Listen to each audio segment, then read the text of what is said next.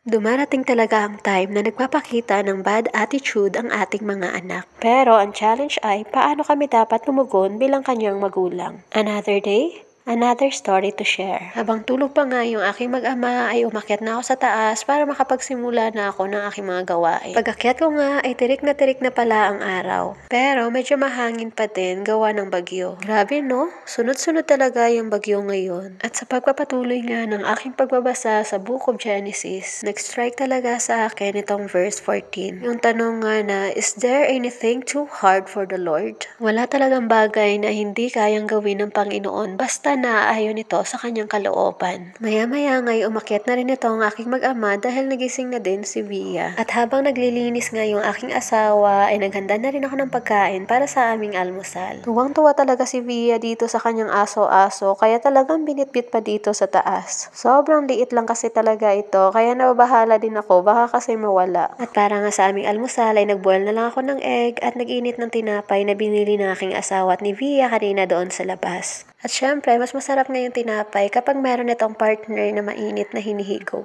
Kaya nagtimpla na rin ako netong kape na merong gatas para sa aming mag-asawa. At para nga kay Via, ay ginawan ko na lang siya ulit netong oatmeal na merong powdered milk. Kahit araw-araw niya pang kinakain niya ay hindi siya nagsasawa. Pero bago nga kami kumain ay nagkaroon kami ulit ng hard encounter kay Via. Excited na nga sana siyang kumain, kaya umakyat siya sa table. Pero nung kinuha ko nga siya para ilagay sa kanyang tamang upuan, doon na kami nahirapan sa kanya.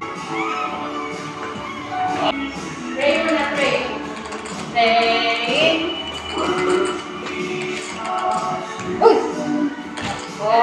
Siyempre, bilang magulang, hindi naman talaga nakakatuwa na makita yung ganyang attitude ng ating mga anak. Pero inisip ko din nga na tama ba na pagalitan ko na rin siya agad dahil sa kanyang pinakitang attitude. Especially nga sa age na to na nasa developing process pa din siya. Kaya challenging talaga yung pagiging isang magulang dahil nga sa sinful nature ng isang bata. Napansin nyo rin ba na yung mali kahit hindi mo naman siya tinuturuan gawin pero ginagawa. Pero ang tama ay kailangan pa talagang ituro sa kanila. At yan din nga yung sinabi sa Proverbs na sadyang ang bata ay pilyo. Kaya yung ginawa nga namin mag-asawa dyan, syempre pinakita namin sa kanya na hindi kami natuwa sa kanyang ginawa. Pero hindi muna namin siya pinagalitan dahil hindi pa naman niya talaga maintindihan. Naging kalma na lang muna kami mag-asawa at hindi muna namin sinabayan ang kanyang hard emotion. At nung okay na nga emotionally si Via, hinayaan na namin ubusin niya yung kanyang breakfast ngayong umaga. Akala ko nga ay hindi niya na makakain itong oatmeal dahil nga kumain pa siya ng tinapay. Pero maya-maya nga'y nasimot niya ulit itong kanyang breakfast. Pagkatapos nga namin kumain ay prinactice ko muna itong isang request song sa akin.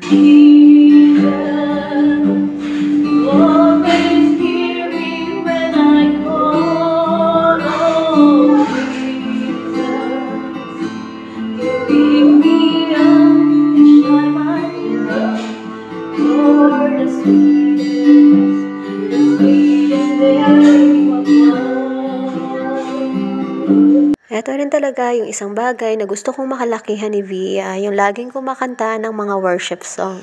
Kaya tuwing kakanta nga ako ng worship song ay gusto ko kasama ko siya. Pagkatapos ko nga mag-practice ng kanta ay naisip namin mag-asawa na ipagpa-water activity muna si Via. Dahil nga maglalaba ako ngayon at ang asawa ko naman ay magluluto, naisip namin na isama ko siya dito kaysa naman mag-screen time siyang mag-isa. Mabuti nga lang ay umaraw ngayong araw kaya hindi masyadong malamig ang panahon. Pero pinag-init pa rin namin siya ng tubig dahil nga medyo malamig pa rin ang tubig dito sa Metro Baguio. At dahil nga maligamgam naman yung tubig kaya hinayaan na lang muna namin siya magbabad habang ako naman ay maglalaba. Gustong-gusto rin talaga ni Via yung mga ganitong activity. Siyempre bilang magulang, kasiyahan din namin yung kasiyahan ng aming anak. Kaya kung hindi niya naman ikakasama at makakatulong din sa kanyang brain development, ay hahayaan naming ma-enjoy niya yung mga ganitong activity. Muli, sa Diyos ang pinakamataas na papuri at pasasalamat. Muli, ako si Mama Care ay lagi nagpapaalala to always care and share something with those people around you. Thank you for watching!